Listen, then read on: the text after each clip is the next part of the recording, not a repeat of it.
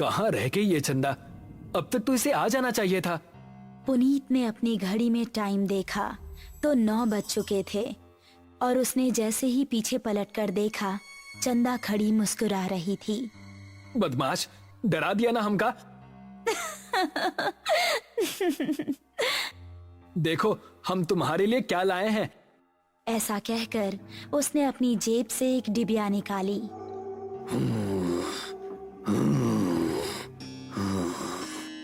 तभी उन दोनों को किसी के सांस लेने की भयानक आवाज सुनाई दी। कौन है?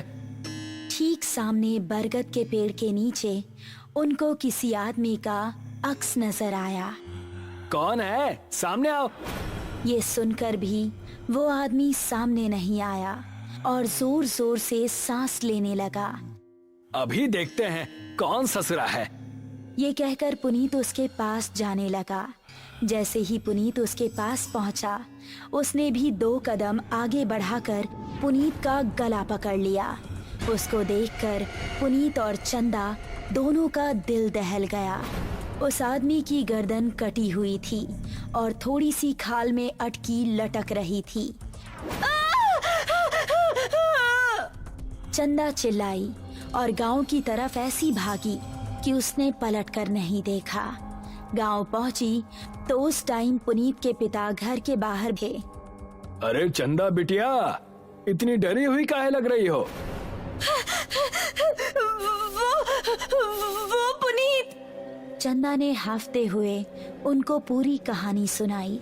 पुनीत के पिता ने अपने साथ कुछ आदमियों को लिया और चंदा उन सभी को लेकर उसी जगह पर पहुंच गई। यही जगह थी वो जहां उसने पुनीत को पकड़ा था। उन लोगों ने इधर उधर नजरें घुमाई तो कोई आसपास नजर नहीं आया।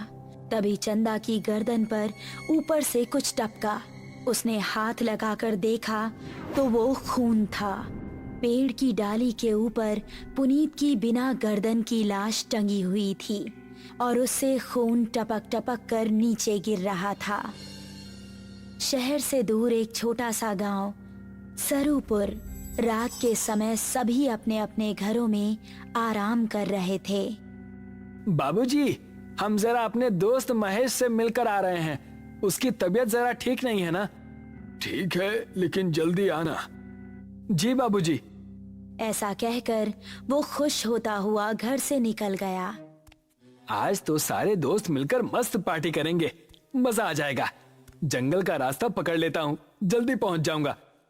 अभी वो जंगल में आगे बढ़ ही रहा था कि पीछे से उसको आवाज आई। अकेले ही पार्टी करने जा रहे हो? हमका साथ लेकर नहीं चलना है क्या? अरे अर्पणा और दिव्या, तुम दोनों क्यों हर बार हमारे पीछे पड़ जाती हो?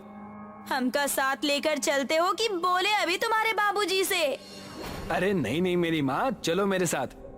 थोड़ी देर चलने के बाद वो तीनों एक जगह पहुँचे जहाँ रामू और महेश बैठे हुए थे। अबे ये क्या, तू फिर से लड़कियों को साथ ले आया? क्या करता है यार, हर बार की तरह इस बार भी धमकाने लगी थी दोनों। अब क्या करें, हम दोनों को भी अब पार्टी की आदत पड़ गई है। चलो थोड़ी सी शराब पी ली जाए। उसने पास ही रखी बोतल खोली और गिलासों में शराब पलटने लगा।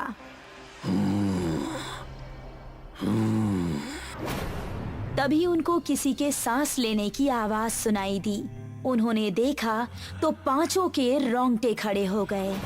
सामने से कठमुंडू चलता हुआ आ रहा था। उन्होंने कदम बढ़ाए ही थे कि तभी कठमुंडू ने दिव्या को पीछे से पकड़ लिया। उसने दिव्या को इतनी जोर से कसा कि उसके मुंह से खून निकल गया। बाकी चारों अब बेहद डर गए और वहां से भाग निकले। दिव्या उसकी पकड़ में फंसी दर्द से कराह रही थी।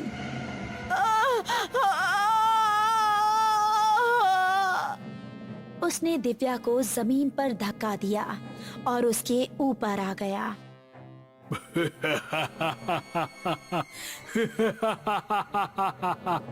उसने दिव्या के सीने में हाथ डाला और उसके सीने से खून की धारा निकल पड़ी।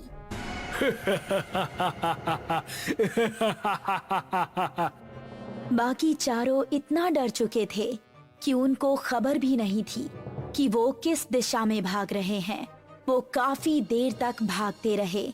अब अपर्णा की हालत खराब हो चुकी थी। वो आ जाएगा, रुकने का समय नहीं है। ऐसे कब तक भागते रहेंगे?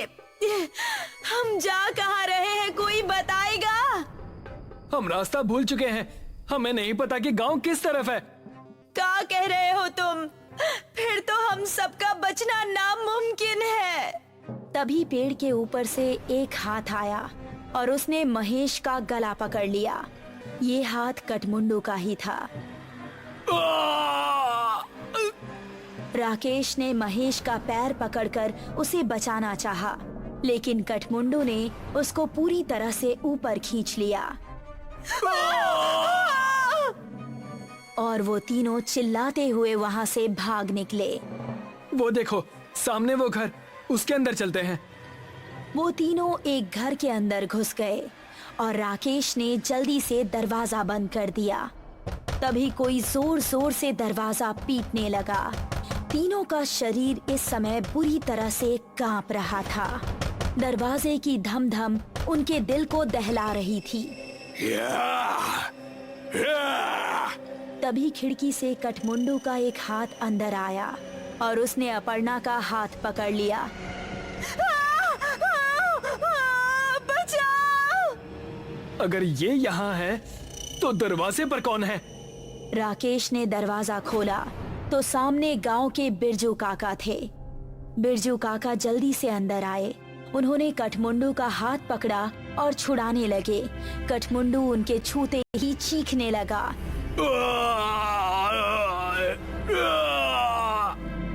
वो चीखता चिल्लाता हुआ वहाँ से मेरे सामने वाली